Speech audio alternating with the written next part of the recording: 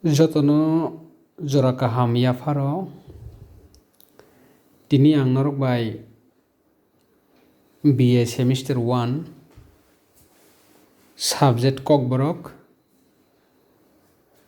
unit 1 tai unit 2 o kainini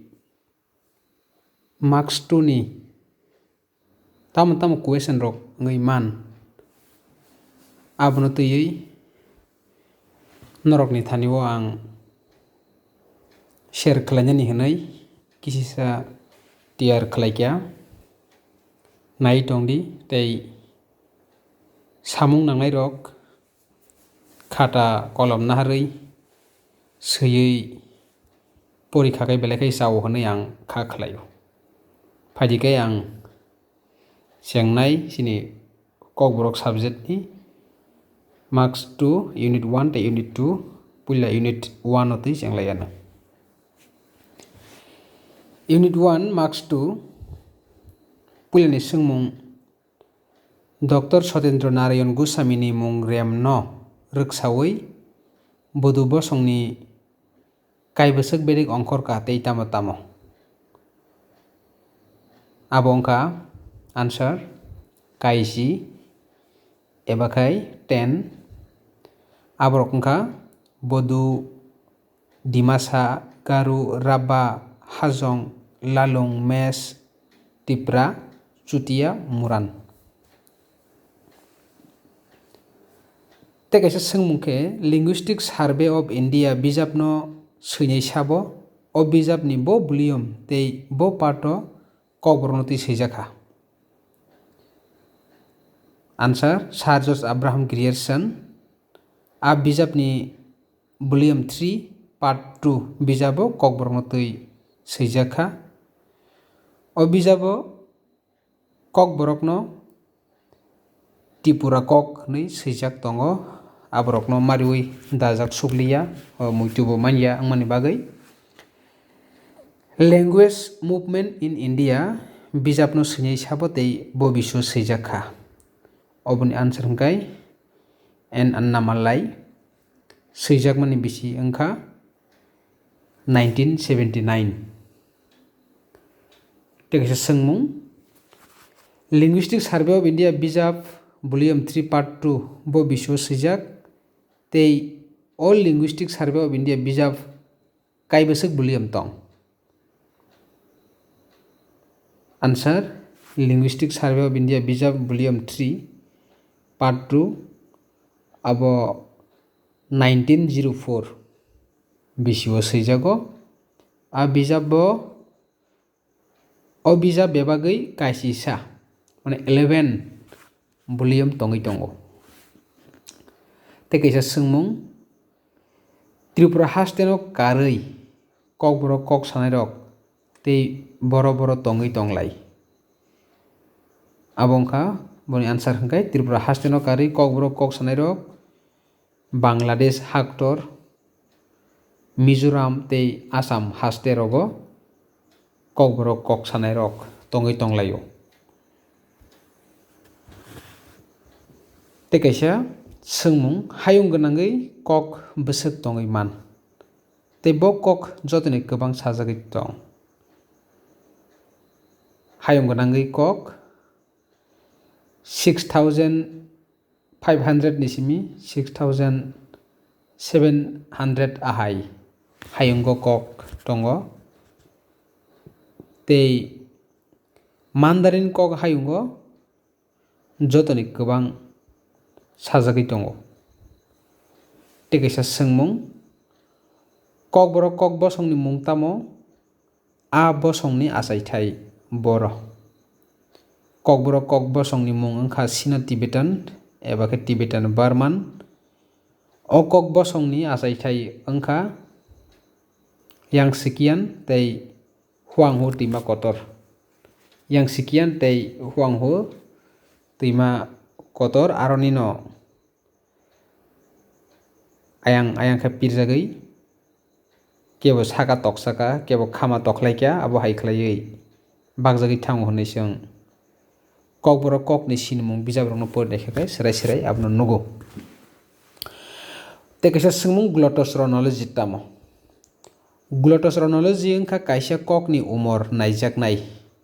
Kaisa kok bai tei kaisa kok kaklaimani umor no naina bagwi kok soi sikrwng rok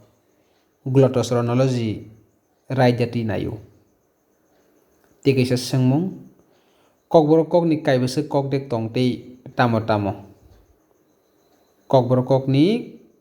kokdek kai suku tongo aborok wngkha Tripura, Deborma, Riang, Jomatia, Nuatia, Koloi, Murasing, Utsoi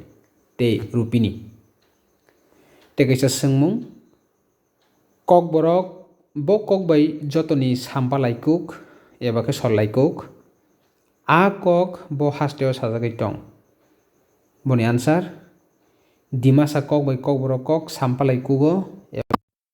jotoni kwbang sollaikugo a kok Assam hasteo sajagwi tongo. Abono karibote kaisa singmung dimasa ni simi kokborok kagwi phaimani bwswk umor wngwi man. Dimasa ni simi kokborok kagwi haimani 1200 ni simi 1400 bisi ahai wngwi mano. Tei kaisa singmung bo bedek ni kagwi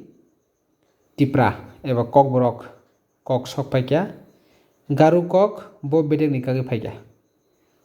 Oro singmung kainwi tongo. Bodu kok bedek ni kagwi tipra eba kokborok kok sok paikha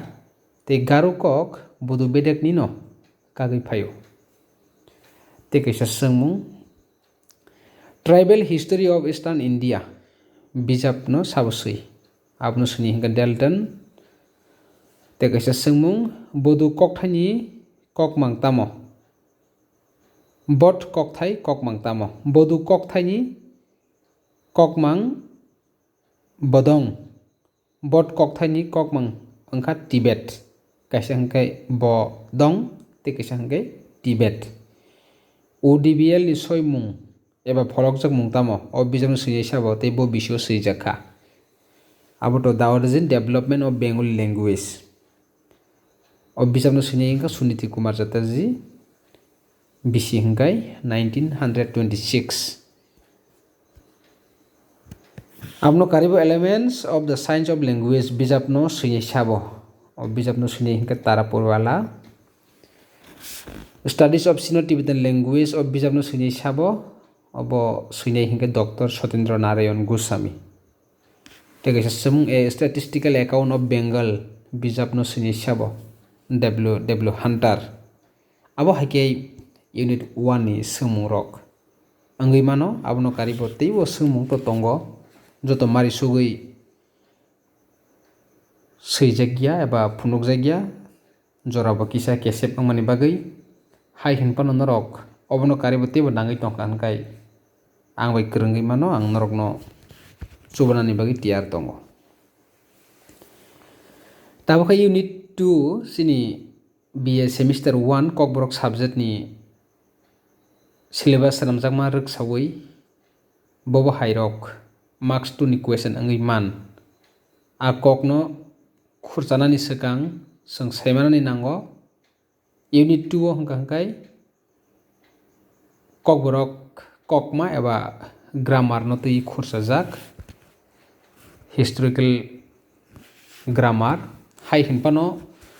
ang oro singmung tubukha norok nugui mano nongni screen o. Grammar no kokborok bai tamo hin. Kokborok bai grammar bijap sabo puila sikya. Grammar no kokborok bai kokma hino. Kokborok bai puila kokma bijap swinai wngkha Dulot Ahmed tei Muhammad Umar. Dulot Ahmed tei Muhammad Umar borok no kokborok bai puila kokma bijap no swilangnai. Tei kaisa question norok nugui mankha tolao abono no related kokborma ong Tripura Byakaran kokma bijap no swinai sabo tei bo bisio swijak. Abo swinai wngkha Dulot Ahmed tei Muhammad Umar swijakmani bisi hingkhai 1897-98. O kokborma ong Tripura Byakaran grammar eba kokma bijap obono kokborok bai puila swijakmani kokma bijap aboni swkang kokborok bai kokma bijap swijak kha abo hai kuno जों नुगियाखो एबा मानियाखो aboni bagai kok borok kok rubani lai bumao eba kai kok borok kok bai puila kokma bijapno sinai Dulot Ahmed tei Muhammad Umar borni bising tese kok borma ong Tripura Biakran nei जों kokma bijap nungani sep mansio abon bagai जों mujunar ganangnai kaham ke norok muju khawi chobinar ganangnai kok borok bai puila kokma sijak mani je Dulot Ahmed tei Muhammad Umar ni 1897-98 kok borma ong Tripura Biakran abono tei kaisa Dulot Ahmed bini kokma bijabo seithaino tamo hini mung pharka seithaino dalbo sukhe phunuka seithai to tabukni jorao hinmani a jorao to seithai hinjakya seithaino bangla bai hingke to borno tai english bai hingke letter जों बांला बर्ण थांखे बर्ण दुई प्रकार मानो सर बर्ण तै व्यंजन बर्ण letter बहायनो जों English नि वन नायखेकै bowel तै कन्सोनेन्ट होनै जों मानो तै साइबो मानो गे ओ सैथायनो न दुलत आहमेद बिनि कक बर्मा अंग त्रिपुरा बेकरान आ ककमा बिजाबो ताम होनै मुं फारका बो सैथायनो खर होनै मुं फारका खरनो बो दाल नैखि फुनुका आ जरावो 1897 जोरावो kaisa ke kupung khor english bai ke bowel tabuk je sangsin lemani kok borok sari thai hinmani sari thaino Dulot Ahmed kupung khor hone bumung pharlangkha te kaisa kupungya khor abo ke consonant eba ke kotha thai consonant eba kotha thai consonant ke english bai kotha thai hinke kok borok bai tei bini kokma bijabo जों hanya kisasuk hap kakai जों nugo arwo bo seithani wo phunukmani bisingo sirisa sirinui siritham te siriya honai जों manka a manirok tamo pulia answer rang sirisa sawono jesa borokni mungni bwskango sirisa asugo romni sirisa tokhirai borma nung ang hai ahaino sadharon borokni mungni bwskango sirisa mane siri kaisa asugo Sirinui amake siri siri kaini siri mani abo bubagrani besarokni mungni bwskango Sirinui asugo Rajkumar ba Rajkumari amotei borokni bwskango je Rajkumarni borokni amotei mungni bwskango Sirinui asugo romni Sirinui Somrendra Dev Burman Siritham makai siri siri siri waitam siri seimani bubagrani mungni bwskango Siritham asugo Siritham Bir Bikram Kishore Manikyo Bahadur Siriya makai borok thwijak borokni mungni bwskango Siriya asugo abo haiklai bo phunuka ngai a jorao bini kok borok sare thaite kotha thai naikhakai to जों bini a bijabo naikhakai to bo phunukmani abo banglani bo nahar sugya English ni mo nahar sugi abo haike a ba c d abo haike bo phunukha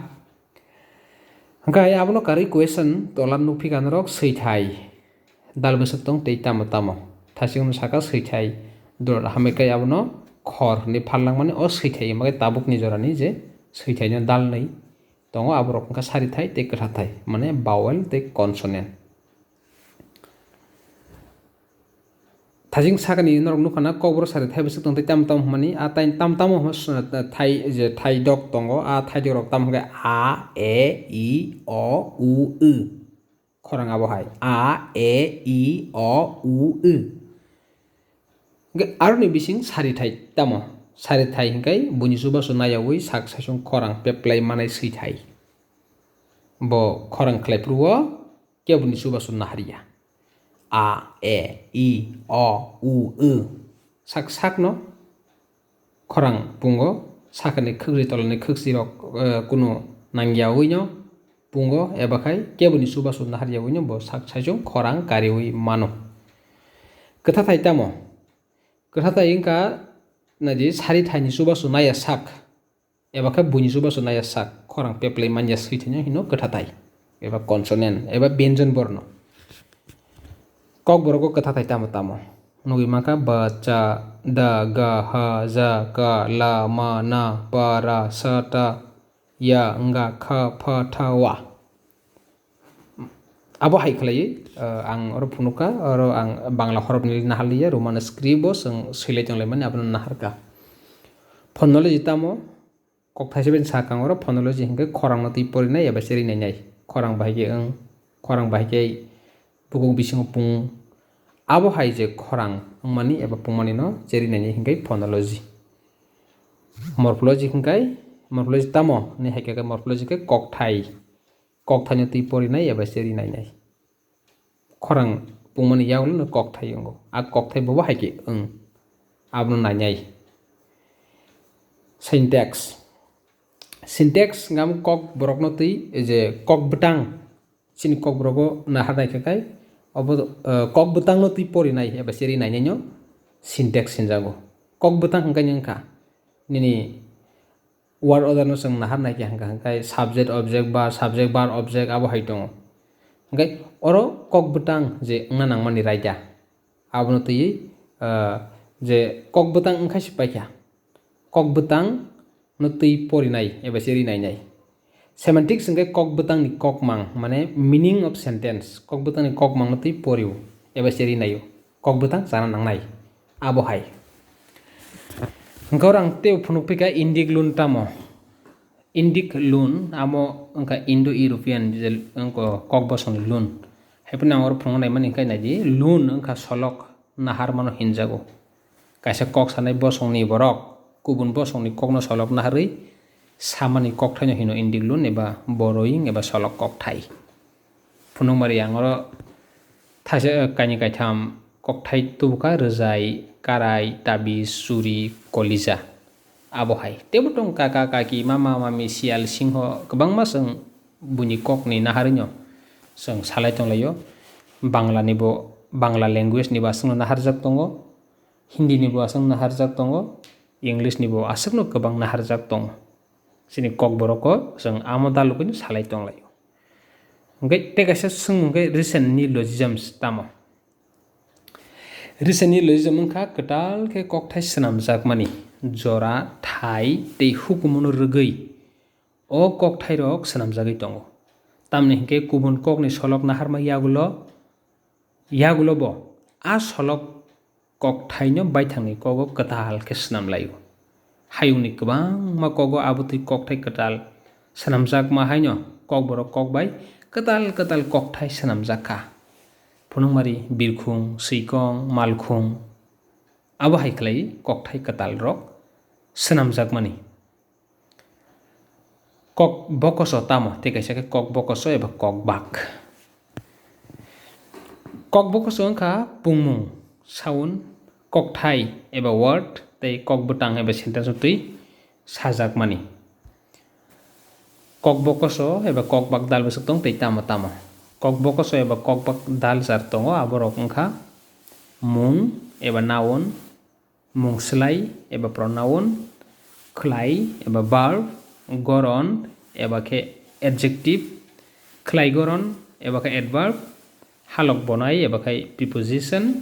manjunai eba ke conjunction khapernai eba ke interjection abo hai ke kok bokoso no daljar khai phunuk jago o daljar ni bisingo mung tamo phunuk mari phunuk sigi to mung mo hai ke sumoro phai ke hangai mung abo to english bi noun kok wanji bi sorbonam hinmani engkhana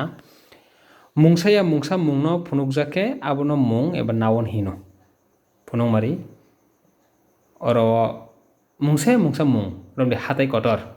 wakirai sei bufang abo hake tumun phungjagoi tongkhai ba khumbarti bri naithok khumbarti engka ro mung khumtaya hatio thango khumti engka mung khumjar muisongna srango khumjar engka mung abo hai khlai mung no sang sini mano mungslai tamo phunuk mari phunuk sigi mungslai engka mungni thayo asuknai kok bakno mungslai hino mane mung je mung bung tongmani mung asuk yawi a mungni asuk thayo kubun mung bai asuk nai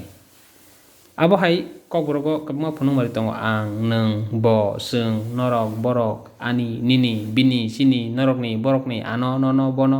abo hai kabangma mungni asuk thayo asugui mungni bumungno phunukjakyawi je phunukjagon abokhai mung slai kok borogo mung slai dalba tongo borok mung slai chongnai mung slai chongmung kwrwi mung slai singmari mung slai baithangmari mung slai abo haikhe dalba mung slai mano khlai eba barb tamo khlai eba barb mungsa samung tangjakma tangjakya eba wngma wngya no rwgui sanai kokbakno khlai hino phunukmari khlai ni phunukmari phunukmani ang mai chao I eat rice khumbarti swi tongo ang mai chao oro chao wngkha khlai khumbarti swi tongo oro swimani wngkha khlai abo haiklai phunukjakmani norok grammar no class khlai norok kaham khe bujinai aboni yaglok goron tamo phunukmari phunukgui swiji goron wngkha naithok sitra torma torya kolok aboti rokno bujuknai kokbakno hino goron phunukmari kufur kaham naithok sitra omorokno goron sinimari dal besuk tong tei tamo tamo sinimari dalni tongo kokthai sinimari koksali sinimari te kaisa khe sir dal besuk tei tamo tamo sir eba gender abo tamhnai bono dal brui tongo aborok wngkha sir sela sir brui sir nwnui tei sir kwrwi sir selani phunukmari punjuwa swijila togla sir nwnui ni phunukmari tok swi pun musuk borok sir nwnui mane chela bongui mano bwrwi bongui mano sir kwrwi ni phunukmari bijap swikong omrok wngkha gai sir kwrwi ni phunukmari abono karibo sir bwrwi hingkai tongmung bwrwi nio phunugui tongkha hingkai romdi tokjak wakjak punma swima aboti rok tongmung sa tokha abo sir bwrwi ni phunukmari tamkhai ang oro phunukjakliya suk dal besuk tong tei tamo tamo suk dalni tongo kaisa khai suksa tei kaisa khai bo sukbang suksa hani maga singular number romdi swikong kumui mare angprang rok basi rok kumui rok morok wngkha khai suksa sukbangni phunukmari hingkhe bijap rok mare song swikong rok abo haikhe rok eba song rok thebajakmani tamkhe chwng muitu nangnanai halokni phaisinggo tongmungno rok asugui tongbo phiaba abo suksao tongo tongmungno halokni phaising sajak romni angpra rok abo suksa angpra rok song ni thamkhe sukbang abo sukno tui kaisa broad question ongo aprokai omorokno chwng kaham kai khurchalaio abon bagui norok nangui tongkha ang bai kwrwngui no mano ang to sanai tiar no tong hingkai abo haino indiglu ni phunukmari ang thajing no saka rwjai kalija tabi suri karai tei recently legends phunukmari malkhung birkhung sikong abo haiklaiui khlaijagui tongo abo haikino o unit 1 tei unit 2 o oboni slab teibo double no question rok wngkho tamkhai ang joto nangmani rok phunuka joto mari sugui to phunugui ri manliya tongmungno abono karibo tebo nangui tongkha kai eba syllabus bisingni kaisa kaisa chongjak je aro tongblai tongmani rokno saimanani eba sinani musungkha kai to amo hairok nangui tongkha kai ang bai kwrwngdi chubrani bagui ang tiar tongo jesuk mansak hambai tinini bagui to asukno tamkhe te kaisa ang khana upload khlaiphinani hini uansugui tongo tongmungno jora kaham ang mankha kaiba ang khana upload khlaifinai hambai tinini bagui asukno।